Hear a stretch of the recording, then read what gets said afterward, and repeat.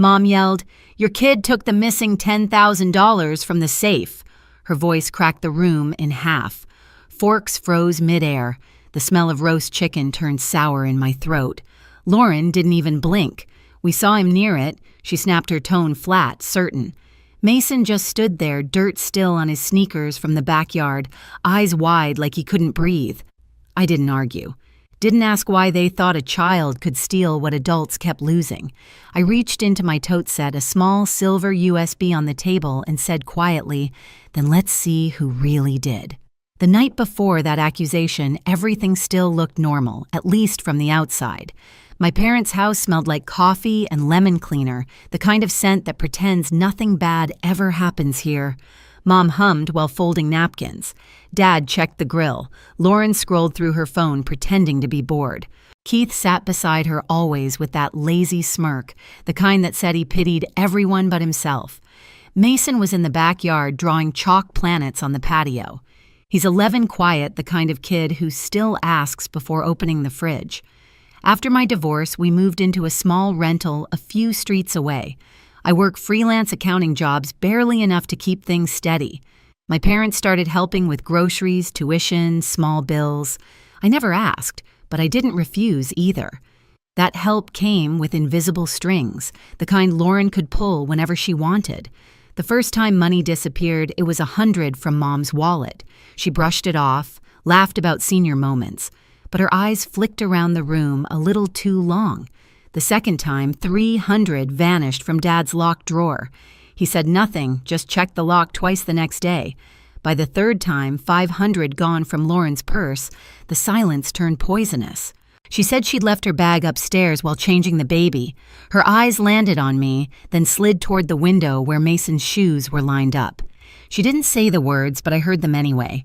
After that, Dad installed a safe in his office, one of those heavy fireproof ones, bolted to the wall behind a shelf. A keypad code only he, Mom, Lauren, and Keith knew. He told me over coffee, "I just want peace in this house again." I nodded. But peace isn't what happens when you build walls. Money kept vanishing, small amounts at first, then bigger. 2,000 gone one week, 10,000 the next. No broken locks, no footprints, just tension thick enough to taste.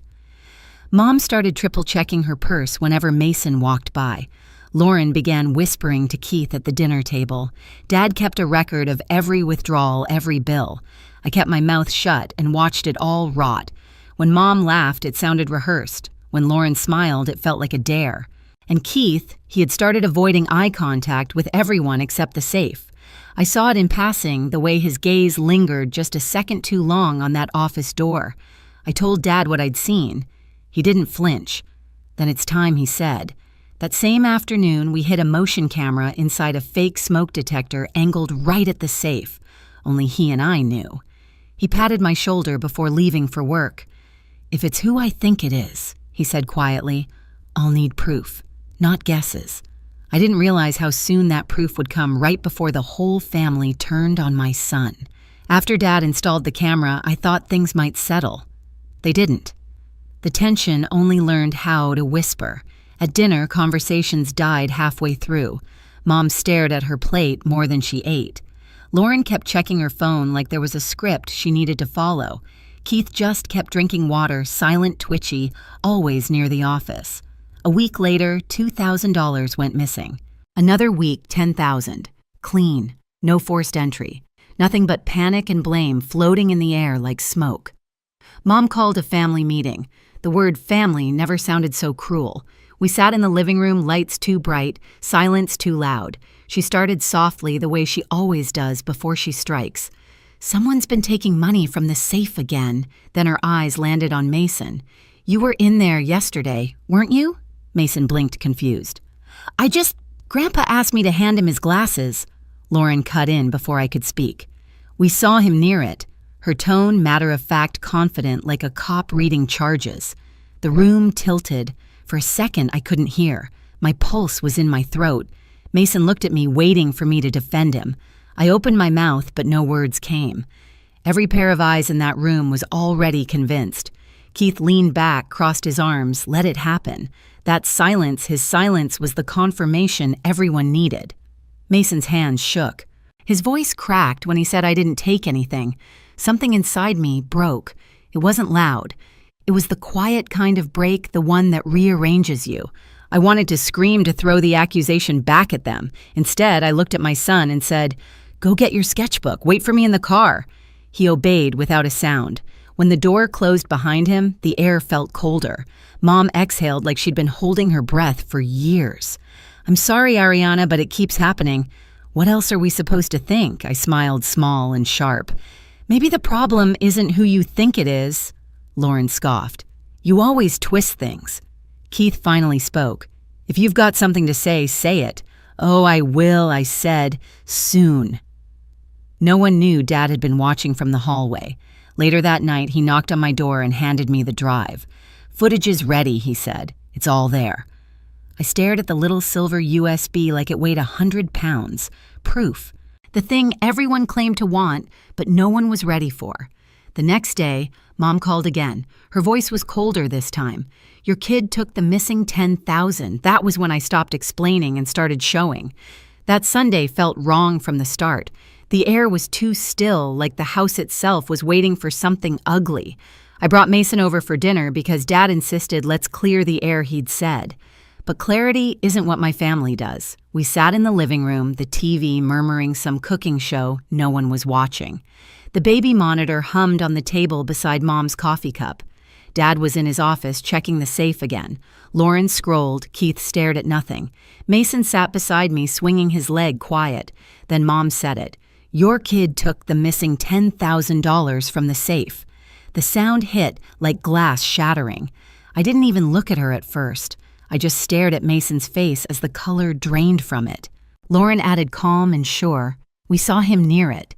That's how you know someone's been rehearsing their lie when they say it like a line they've practiced in the mirror.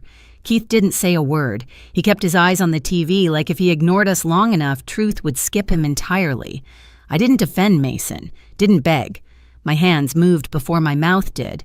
I reached into my tote, pulled out the small silver USB Dad had given me, and placed it right in the center of the coffee table. The click it made when it hit the wood was louder than anyone's voice. Mom frowned. "What's that footage?" I said. My voice sounded steady, almost too calm. "You wanted proof. Here it is." No one moved. "Play it," I told them. Dad appeared in the doorway, reading the tension before I even explained. He took the drive, disappeared into the office, and closed the door behind him. 5 minutes. That's how long it took. Lauren stood up halfway, then sat back down. Mom wrung her hands. Keith didn't breathe. Mason pressed against me, small and silent. When Dad came back, he didn't look at anyone. He just said, "You should all see this." We followed him into the office. The room smelled of dust and old carpet. The monitor glowed cold blue. The file name read October 21st, back to 14 a.m. The video played grainy, quiet timestamp blinking. The office door opened. A figure stepped in. Lauren gasped first. "Keith." He moved like he'd done it before, walked straight to the safe, entered the code, opened its stuffed stacks of hundreds into a black duffel bag. Calm, efficient, like muscle memory. Mason's reflection flickered on the screen, his eyes huge, confused. Then Keith's face appeared in full view. Dad paused the frame. No one spoke. Keith's skin turned white. He turned and walked out the front door without a single word.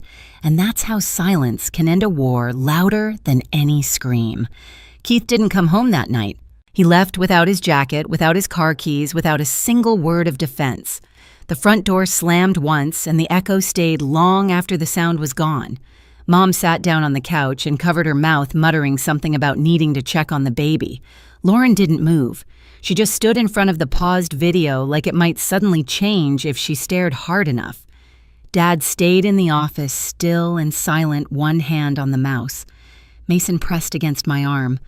"Mom, was that really Uncle Keith?" His voice was so small it broke something in me. "Yeah," I whispered. "It was." That night, nobody slept. The house felt stripped bare. You could hear the refrigerator hum, the wind through the vent, every creak of the floorboards, like the house itself was ashamed.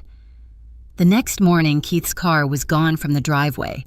Lauren's face looked hollow, her eyes swollen from crying or not sleeping or both.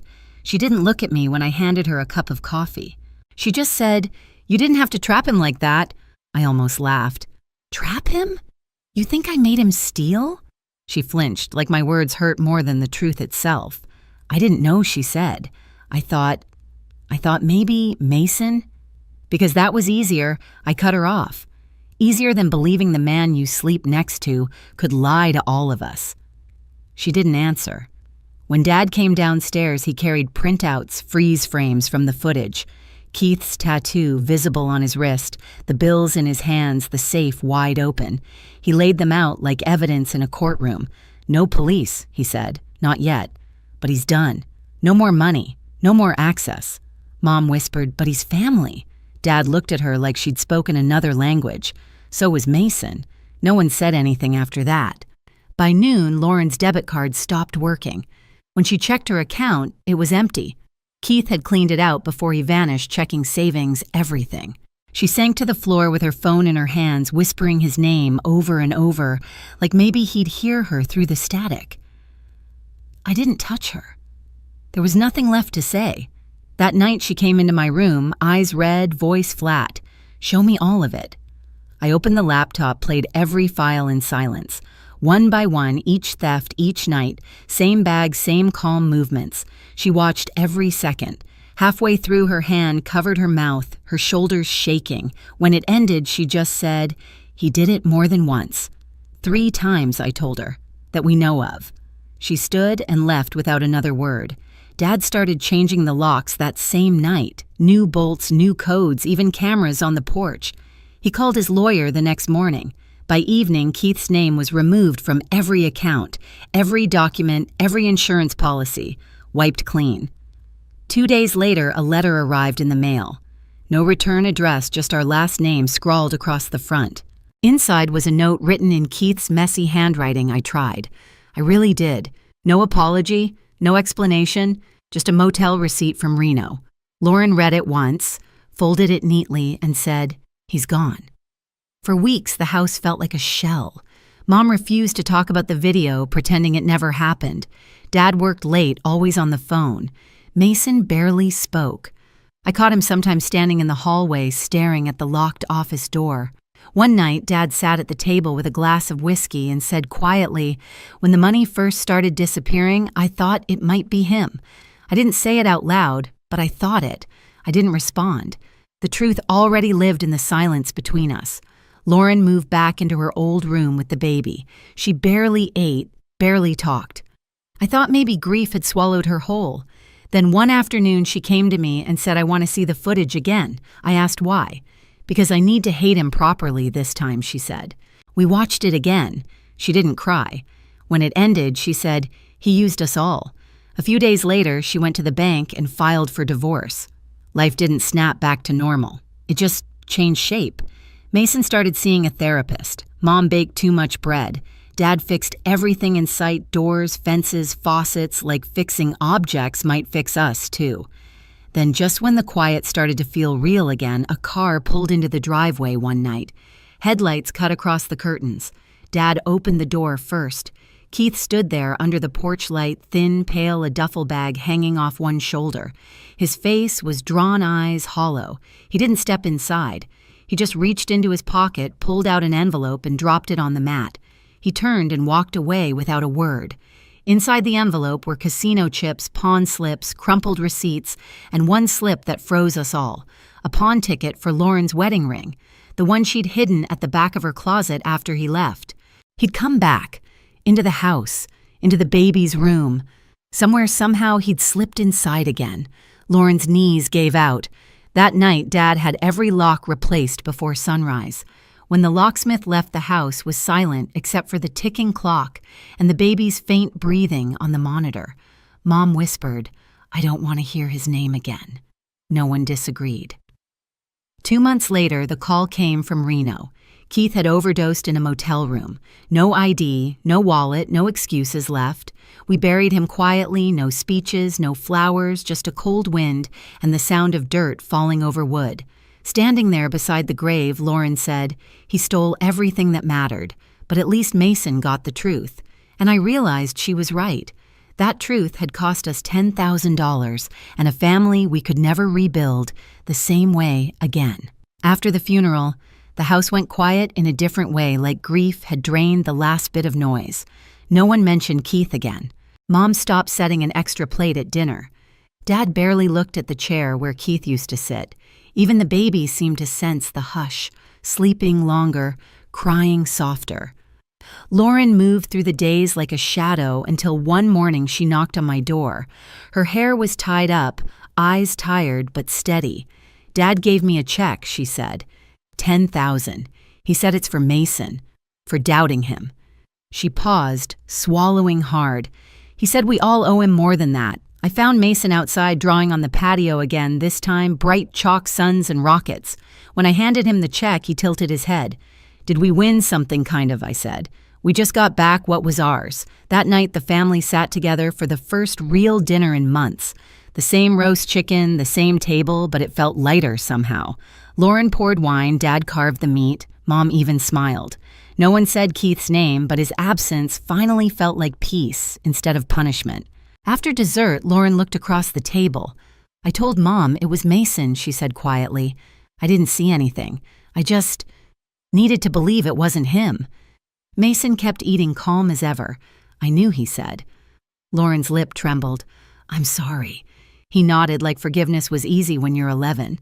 When the plates were cleared, I stood at the sink listening to their laughter drift through the house. It didn't sound perfect. It sounded real. Spring came quietly, the trees outside my parents' house blooming like they'd been waiting for us to notice again. Life didn't go back to what it was. It became something steadier, smaller, and honest. Lauren found work. Mason laughed more. Mom learned to listen before she spoke. Sometimes I still think about that night, the accusation, the silence, the proof.